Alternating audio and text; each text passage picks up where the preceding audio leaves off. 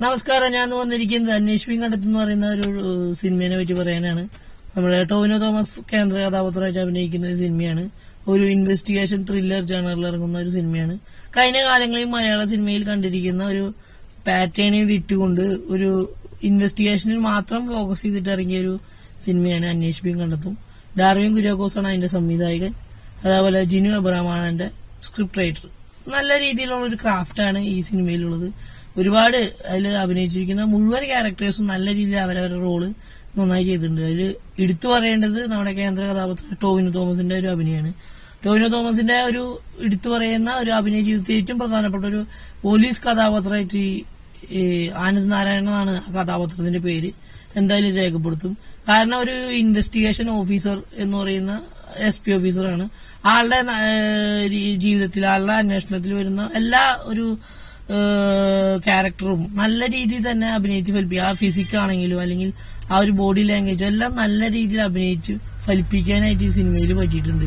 ഇതിൽ എന്താ പറയാ, സാധാരണ ഒരു ഇൻവെസ്റ്റിഗേഷൻ ത്രില്ലർ സിനിമയിൽ ഒരു ഒറ്റ കേസും ബേസ് ചെയ്തിട്ടാണ് ഇൻവെസ്റ്റിഗേഷൻ എന്ന് വെച്ച് കഴിഞ്ഞിട്ടുണ്ടെങ്കിൽ ഇതിൽ നമുക്ക് രണ്ട് ഇൻവെസ്റ്റിഗേഷൻ നമുക്ക് ഇതിൽ കാണാൻ പറ്റും. ഫസ്റ്റ് ഹാഫ് വേറൊരു ഇൻവെസ്റ്റിഗേഷൻ കേസും സെക്കൻഡ് ഹാഫിൽ വേറൊരു കേസുമായിട്ടാണ് ഈ സിനിമ പോകുന്നത്. ഇതിലൊരു പ്രധാനപ്പെട്ട ഒരു കാര്യം എന്ന് പറഞ്ഞിട്ടുണ്ടെങ്കിൽ ഈ കണ്ണൂർ സ്ക്വാഡ് പോലെ ഒരു 4-അംഗ ടീമാണ്. അതിൽ കേന്ദ്ര കഥാപാത്രമായിട്ട് ടോവിനോ ഉണ്ട്. പിന്നെ അതില് 4 പേര് പ്രധാനമായിട്ടുണ്ട്. 4 പേരുടെ പേര് എന്ന് പറയുന്നത് നമ്മുടെ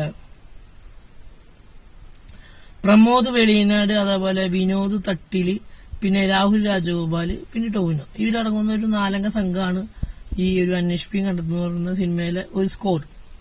ഇവര് ആദ്യത്തെ ഒരു ഫസ്റ്റ് ഹാഫ് എന്ന് പറയുന്ന ഒരു ചെറിയ രീതിയിലൊരു ഫ്ലാഷ് ബാക്ക് പോലെയുള്ള സംവിധാനമാണ്. ആ ഫ്ലാഷ് ബാക്കിലാണ് ആദ്യത്തെ കേസ് തെളിയിക്കുന്നതായിട്ട് ബന്ധപ്പെട്ട കുറെ ഇഷ്യൂസ് ആണ് അതിൽ കാണിക്കുന്നത്. അതിനുശേഷം സെക്കൻഡ് ഹാഫിൽ ഈ ടീമിന് തന്നെ വേറൊരു കേസ് ഏൽപ്പിച്ചു കൊടുക്കും. അത് നിരവധി ആളുകൾ അന്വേഷണ ഉദ്യോഗസ്ഥർ പോയി എന്താ പറയാ ടീമുകൾ പോയിട്ട് എന്താ പറയാ നടപടി ആവാത്തൊരു കേസും കൂടി അവസാനവട്ട ശ്രമം എന്ന രീതിയിൽ ഇവർക്ക് ഏൽപ്പിച്ചു കൊടുക്കും. ഇവരത് നല്ല രീതിയിൽ എടുക്കുന്നതായിട്ടാണ് ഈ സിനിമ പ്രധാനമായിട്ട് പറയുന്നത്. നമ്മൾ ഇതുവരെ കാണുന്ന ഒരു സിനിമ ഇൻവെസ്റ്റിഗേഷൻ ത്രില്ലർ സിനിമയില് ഒരു നായകനെ ചുറ്റിപ്പറ്റി നായകന് വല്ലാത്ത സ്ലോ മോഷനും അതേപോലെ BGM-ഉം വേറെ സെപ്പറേറ്റ് BGM ഒക്കെ ഇട്ടുകൊടുക്കുന്ന ഒരു രീതിയാണ് നമ്മൾ കണ്ടിരിക്കുന്നത്. അതിൽ നിന്ന് വ്യത്യസ്തമായി മൊത്തത്തിലൊരു സന്തോഷ് നാരായണനാണ് അതിന്റെ മ്യൂസിക് ചെയ്തിരിക്കുന്നത്. നല്ല രീതിയിൽ ഒട്ടും മോശമാകാതെ ഒരു നോർമൽ മോഡിൽ നല്ല ഒരു BGM അല്ല അങ്ങനെ ഒരു സംഭവം ചെയ്തിട്ടാണ് എടുത്തു വരിക. അതേപോലെ തന്നെ കളറിംഗ് ആണെങ്കിലും എല്ലാം കൂടി ഒരു സ്ക്രീൻ പ്രസൻസ് നമ്മളൊക്കെ എപ്പോഴും ആ സ്ക്രീനിലേക്ക് അട്രാക്ട് ചെയ്യുന്ന രീതിയിലാണ് അതിന്റെ എഡിറ്റിംഗ് എല്ലാം ചെയ്തിരിക്കുന്നത്. അതേപോലെ ഏരിയൽ ഷോട്ട്സ് 2-3 ഉണ്ട്. അതായത് ഒരു ഗ്രാമപ്രദേശവും ആ ഗ്രാമപ്രദേശത്ത് ഉണ്ടാവുന്ന ഒരു കൊലപാതകമായിട്ട് ബന്ധപ്പെട്ടിട്ടാണ് ഈ അന്വേഷണ ഉദ്യോഗസ്ഥർ വരുന്നത്. അപ്പൊ ആ ഗ്രാമത്തിന്റെ വിഷ്വൽസ് ഒരു ഏരിയൽ ഷോട്ട്സിൽ ഒരു നൈറ്റ് ഷോട്ട് കൊടുക്കുന്നുണ്ട്, അതേപോലെ ഡയൽ കൊടുക്കുന്നുണ്ട്. അത് നല്ല ഭംഗിയായിട്ടുണ്ട്. അതായത് ആ ഒരു ദൃശ്യഭംഗി നമുക്ക് സ്ക്രീനിൽ എനിക്ക് വളരെയധികം ഇഷ്ടപ്പെട്ടു ആ സ്ക്രീൻ. അതൊക്കെ നിങ്ങൾ കാണണം. പിന്നെ ഇതിന്റെ പ്രത്യേകത വെച്ചിട്ടുണ്ടെങ്കിൽ 2 കേസുകൾ ഇവർ അന്വേഷിക്കുന്നുണ്ട്. കേസിലെ പ്രതികളെ ഇവർ പിടിക്കുന്നുണ്ട്. പക്ഷെ ഇന്ത്യൻ ജനാധിപത്യ നീതി വ്യവസ്ഥയിൽ നിന്ന് ഇന്ത്യൻ നീതി വ്യവസ്ഥയിൽ ഇവർക്കൊരു ശിക്ഷ വാങ്ങിച്ചു കൊടുക്കാനായിട്ട് ഈ പറയുന്ന അന്വേഷണ ഉദ്യോഗസ്ഥർക്ക് സാധിക്കുന്നില്ല. അത് എന്താണെന്നുള്ളത് ഞാനിവിടെ പറഞ്ഞു കഴിഞ്ഞാൽ അത് സ്പോയിലർ ആയിരിക്കും. അത് നിങ്ങൾ തിയേറ്ററിൽ പോയി കണ്ടിട്ട് എക്സ്പീരിയൻസ് ചെയ്യുക. അങ്ങനെ ഒരു പ്രത്യേകത ഈ ഒരു സിനിമയ്ക്ക് ഉണ്ട്.